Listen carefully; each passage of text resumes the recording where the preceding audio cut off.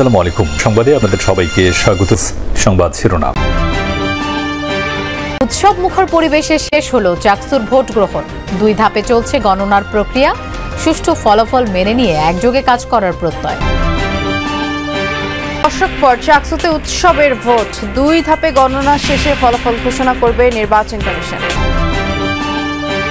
বিষাক্ত কেমিক্যালের কারণে মিরপুরে আগুনে পোড়া কারখানা এখনো ঝুঁকিপূর্ণ। ব্যবসায়ীরা দায়িত্বশীল আচরণ করছেন না বললেন উপদেষ্টা। ডিএনএ টেস্টের অপেক্ষায়। দোয়া ভিতরে আছে যে কেমিক্যালটা আছে, অপারেশন করতে সময় লাগবে আমাদের। অতি সত্বর জরুরিভাবে দরকার এগুলোকে চিহ্নিত করে এগুলোকে উৎখাত করা, যাতে জনবহুল এলাকা থেকে এগুলো বের হয়ে যায়। চট্টগ্রাম বিশ্ববিদ্যালয় কেন্দ্রীয় ছাত্র সংসদ ও হল সংসদ নির্বাচনের ভোট গ্রহণ শেষ হয়েছে। সকাল 9:30টায় শুরু হয়ে বিকেল 4টা পর্যন্ত চলে এই ভোট গ্রহণ। যদিও 4টার পরেও বিভিন্ন কেন্দ্রে ভোট গ্রহণ করা হয়েছে, যেহেতু চত্বরের মধ্যে তখনও পর্যন্ত ভোটাররা ছিলেন। এখন চলছে ভোট গণনার প্রক্রিয়া, যা সম্পন্ন হবে 2টি ধাপে। এর আগে বড় কোনো অভিযোগ ছাড়াই বিশ্ববিদ্যালয়ের 5টি অনুষদ ভবনে অবস্থিত ভোট কেন্দ্রে ভোট দেন ভোটাররা। 26টি পদের বিপরীতে ব্যালটে সিল দিতে বেশ সময় লেগেছে তাদের। এজন্য সব কেন্দ্রেই ছিল লম্বা লাইন।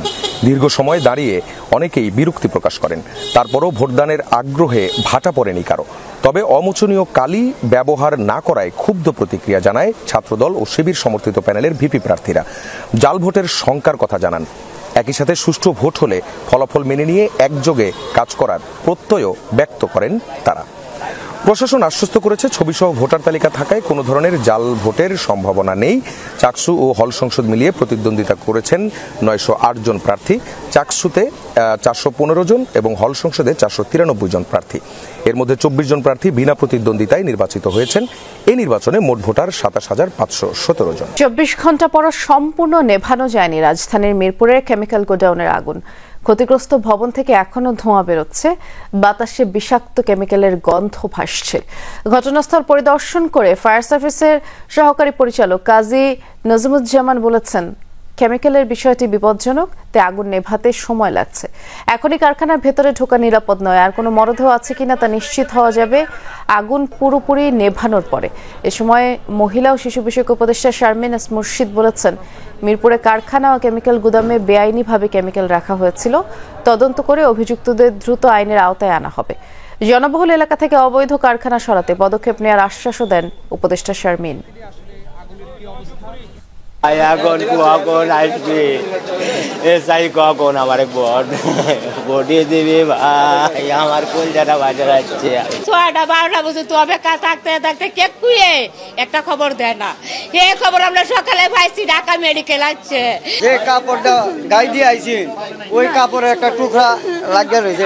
এই টুকরাটা পুরা গেছে না, এটা গায়ে লাগিয়ে রয়েছে, এই জন্য চিনছি আমরা। গতকালকে আমাদের স্যাররা বলে গেছেন যে আমাদের যে গার্মেন্টসে যে আগুনটা ছিল সেটা আমাদের সম্পূর্ণ নিয়ন্ত্রণে, কোনো সমস্যা নাই, নির্বাপনও হয়ে গেছে আমাদের। কিন্তু কেমিক্যালের যে আগুনটা আছে এটা সময় লাগবে। মানুষের জীবনের জন্য হুমকি হয়ে দাঁড়াচ্ছে, ক্রমশই এটা খুব খারাপ দিকে যাচ্ছে এবং এটা অবশ্যই এটা এই জায়গাগুলো থেকে এগুলোকে সরাতে হবে।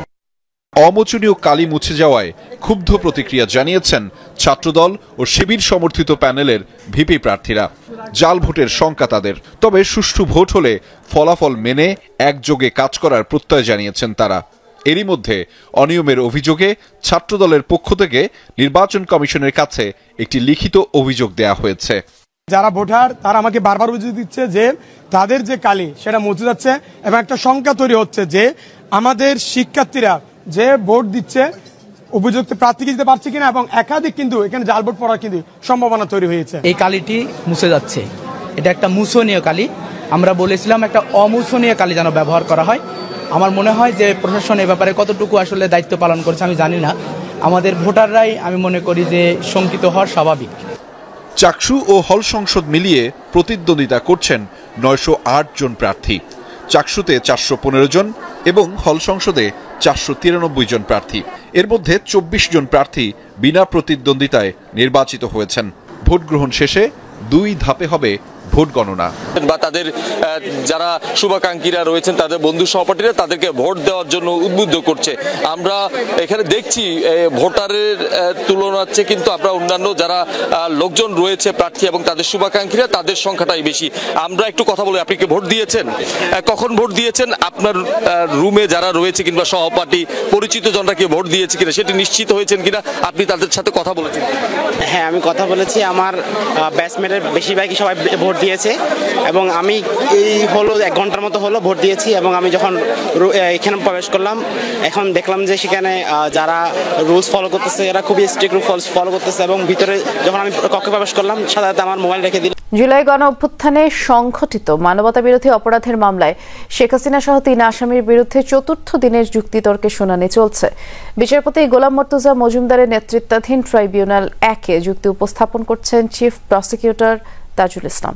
এছাড়া আশুলিয়া মরদেহ পোড়ানো মামলার সাক্ষ্য গ্রহণ চলছে আন্তর্জাতিক অপরাধ ট্রাইব্যুনাল 2-এ। এদিকে আনিসুল হক, সালমান এফ রহমান সহ আওয়ামী লীগের শীর্ষ নেতাদের বিরুদ্ধে 8 জানুয়ারির মধ্যে তদন্ত শেষ করার নির্দেশ দিয়েছেন আন্তর্জাতিক অপরাধ ট্রাইব্যুনাল 1। সকালে জুলাই আগস্টে মানবতা বিরোধী অপরাধের পৃথক 7 মামলায় ট্রাইব্যুনালে হাজির করা হয় সাবেক 10 মন্ত্রী, শেখ হাসিনার সাবেক উপদেষ্টা, সচিব, সাবেক এমপি সহ 45 আসামিকে। এদিকে চট্টগ্রামে জুলাই আগস্টে হত্যাযজ্ঞের ঘটনায় সাবেক সিএমপি কমিশনার সাইফুল ইসলামকে ট্রাইব্যুনালে হাজির করার নির্দেশ দেওয়া হয়েছে। আন্দোলনকারীদেরকে লিথাল ওয়েপন ব্যবহার করে দেখামাত্রই অর্থাৎ জমায়েত হওয়ার আগেই শুরু থেকেই হত্যা করার নির্দেশ দিয়েছেন এবং তিনি এটাও বলেছেন যে ড্রোন ব্যবহার করে অবস্থান শনাক্ত করে হেলিকপ্টার থেকে গুলি করে হত্যা করার নির্দেশ তিনি দিয়েছেন। এই সমস্ত কথোপকথনের মধ্য দিয়ে হত্যাকাণ্ড সংগঠিত করার অর্থাৎ সারা দেশব্যাপী ওয়াইড স্প্রেড এবং সিস্টেম্যাটিক যে অ্যাটাকের কথা আমরা বলছি সেটি সংগঠনের জন্য সুপিরিয়র অবস্থান থেকে তার সরাসরি নির্দেশ প্রমাণিত হয়েছে। নির্বাচনের আগে বিভিন্ন দাবিতে আন্দোলন শুভ নয়, পিআর ও গণভোট সাধারণ মানুষ বোঝে না, এমনটাই বলেছেন বিএনপি মহাসচিব মির্জা ফখরুল ইসলাম আলমগীর।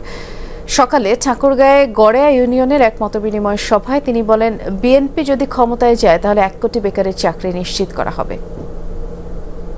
আমরা যদি নির্বাচিত হতে পারি আমাদের প্রথম কাজ কি হবে?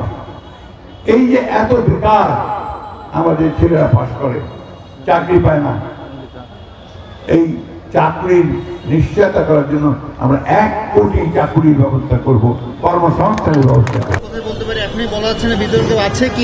না, বলা যাচ্ছে না। এটা আমাদের সার্চ অপারেশন করতে আরো সময় লাগবে, যেহেতু বিল্ডিং ক্ষতিগ্রস্ত হয়েছে।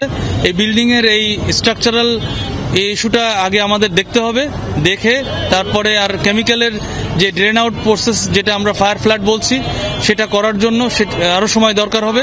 এটা 36 ঘন্টাও লাগতে পারে, 72 ঘন্টাও লাগতে পারে। তবে আমরা খুবই সিস্টেমেটিক এবং প্রোগ্রেসিভ ওয়েতে কাজ করছি, এজন্য একটু সময় লাগছে। আমি অলরেডি বলেছি যে এটা সার্চ অপারেশন ব্যতীত আমরা বলতে পারবো না। Thank you. এলাকায় এটা একটা